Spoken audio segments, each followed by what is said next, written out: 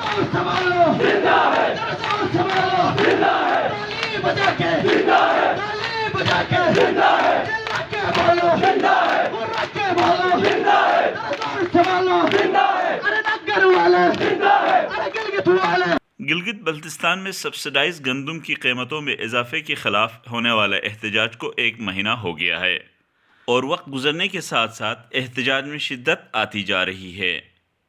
इस शिद्दत को मद्देनज़र रखते हुए हाजी गुलबर खान की हुकूमत ने मुजाहिरीन से दोबारा मुज़ाकरात करने का फैसला कर लिया है। गिलगित बल्तिस्तान हुकूमत की तरफ से ये फैसला सामने आने से पहले 28 जनवरी को दिन 1 बजे गिलगित बल्तिस्तान हाउस इस्लामाबाद में वज़ीर आला गिलगित बल्तिस्तान हाजी गुलबर खान की तरफ से एक अहम प्रेस कॉन्फ्रेंस बुलाई गई थी। उस प्रेस कॉन्फ्रेंस के हवाले से ये कहा जा रहा था कि गंदम की कीमतों में इजाफे का फैसला वापस लेने वाले हैं। ताहम ऐन वक्त पर प्रेस कॉन्फ्रेंस मुलतवी की गई। उस प्रेस कॉन्फ्रेंस के इल्तिवा के हवाले से मुतज़ाद इतलात सामने आ रही हैं।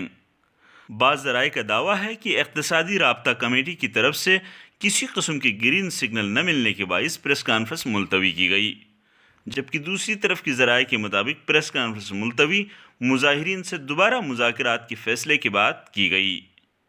सूबाई हुकूमत की जानिब से मुजाहिरीन के कायदीन से दोबारा मुज़ाकरात के फ़ैसले के बावजूद भी वफाकी दारुल हुकूमत में नेशनल प्रेस क्लब इस्लामाबाद के बाहर गिलगित बल्तिस्तान से ताल्लुक़ रखने वाले लोगों की बड़ी तादाद ने मुजाहरा किया।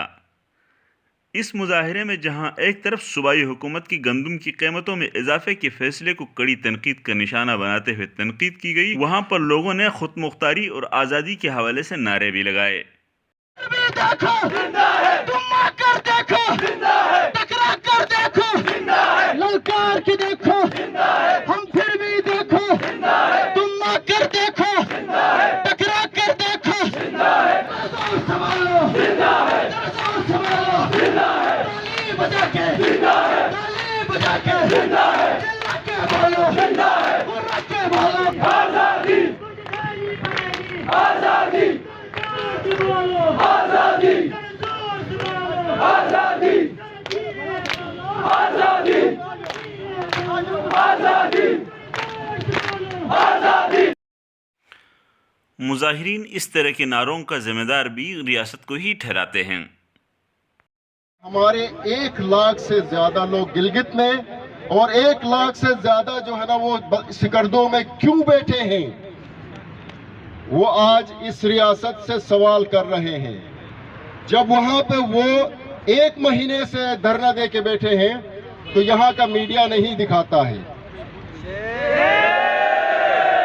यहाँ रियासत इंतखाबात की खेल खेल रही है और उस दौरान आपने देखा कि यहाँ के पख्तून भी इस रियासत से खुश नहीं है, इस आइन से खुश नहीं है, यहाँ के बलोच भी खुश नहीं है।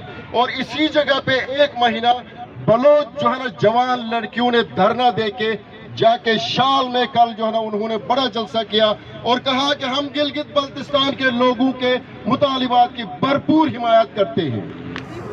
देखिए जी, जिस तरह की महरूमी है, 75 साल एक बहुत बड़ा अरसा होता है। पाकिस्तान के ज़ेर इंतज़ाम गिलगित बल्तिस्तान के लोगों के साथ जिस तरह का रवैया रखा गया है, मुझे डर है कि ये कहीं आज़ादी से कोई बढ़ के आगे की चीज़ ना मांगना शुरू कर दें।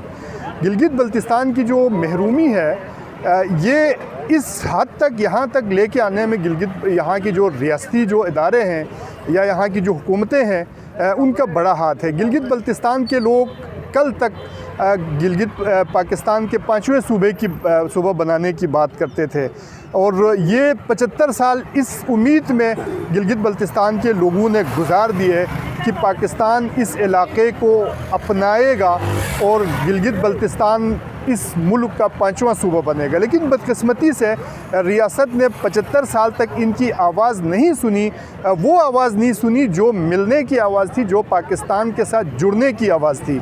अब मायूसी का ये आलम है कि यहाँ के नौजवान अब आज़ादी के नारे लगा रहे हैं और ख़ुद मुख्तारी की बातें कर रहे हैं। ये इस रियासत पे आज के नौजवानों का अदम एतमाद की एक बड़ी आवाज़ है। वफाकी दारुल हुकूमत में ये आवाज़ उठना आप इसको किस हद तक ख़तरनाक समझते हैं? ये यकीनन मैं कुछ दिन पहले यहाँ बलूचों को देखता था, आज मैं गिलगित बल्तिस्तान के नौजवानों को देख रहा हूँ। तो रियासत को इस बात पे सोचना पड़ेगा कि आखिर आपके पख्तून, आपके बलोच, आपके गिलगित बल्तिस्तानी क्यों आपसे मुतमईन नहीं है। इनकी हुकूक की महरूमियों को आप कहाँ तक लेके जाएंगे कि आपके अपने लोग आपसे मुतमईन नहीं हैं और आपके चप्पे चप्पे से, आपके सूबे सूबे से इस तरह की आज़ादी की और अलहदगी की बातें हो रही हैं। तो यकीनन इस चीज़ ये को संजीदा लिया जाना चाहिए और रियासत को चाहिए कि गिलगित बल्तिस्तान, बलोचिस्तान और पख्तून इलाकों समेत तमाम जो यहाँ के महरूम इलाकों के लोग हैं उनके मसाइल को एड्रेस करें।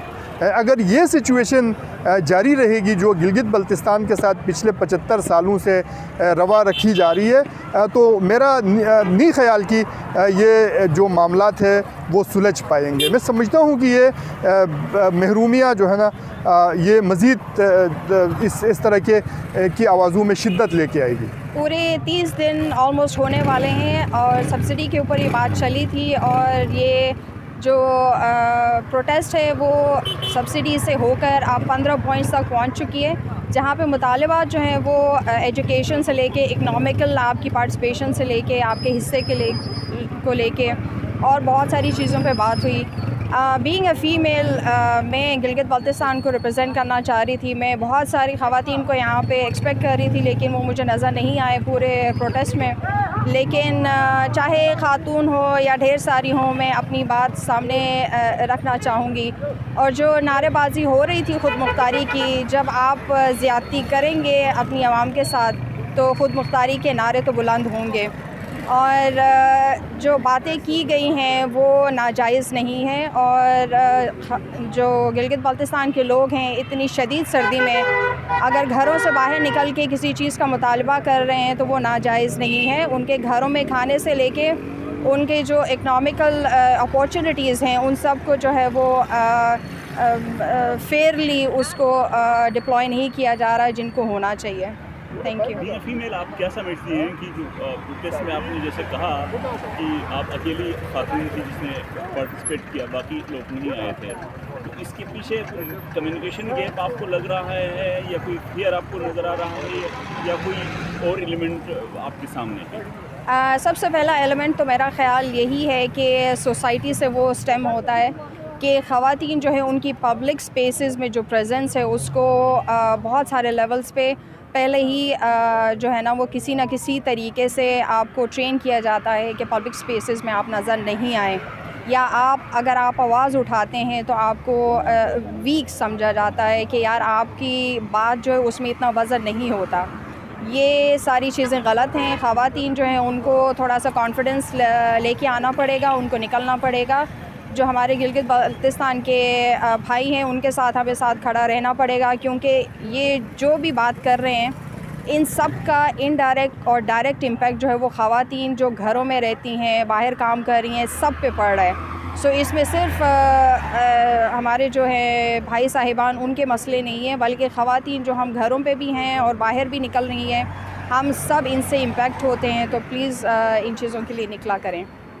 इस प्रोटेस्ट की एक इनफरादियत ये थी कि कम बेश सारे तालिब इल्म मौजूद थे और जिस तरह के गम गुस्से का इजहार इन तालिब इल्मों ने किया, ये ज़ाहिर है इस वक्त कम बेश गिलगित बल्तिस्तान के तमाम जो वहाँ पे मौजूद अवाम है उनकी ही आवाज़ है कि जिस तरह से मुसलसल एक जबर के साथ, एक जुल्म के साथ, एक बर्बरियत के साथ गिलगित बल्तिस्तान के अवाम को ट्रीट किया जाता है, रियासत ट्रीट कर रही है। ज़ाहिर है ये एक रिएक्शन तो आना है और जो नारे लगे हैं हमने देखा है ये एक अलार्मिंग है। रियासत पाकिस्तान को समझना चाहिए इस वक्त पूरे मुल्क भर के जितने भी सूबे हैं वहाँ जो हालात बन रहे हैं, गिलगित बल्तिस्तान में भी वो हालात बनते हुए नज़र आ रहे हैं और जो तालिब इल्म है, पढ़े लिखे अवाम है, वो ये देख रही है कि अगर आपने ज़्यादती करनी है, हमारे जो बुनियादी हुकूक हैं, आप देखें कि गंदम एक ऐसी चीज़ है वहाँ गिलगित बल्तिस्तान के अवाम जहाँ पे रोज़गार नहीं है, लोगों के पास आमदनी का कोई ज़राए नहीं है, वहाँ पे जो है वो एक जो रियासत पाकिस्तान जिसने एक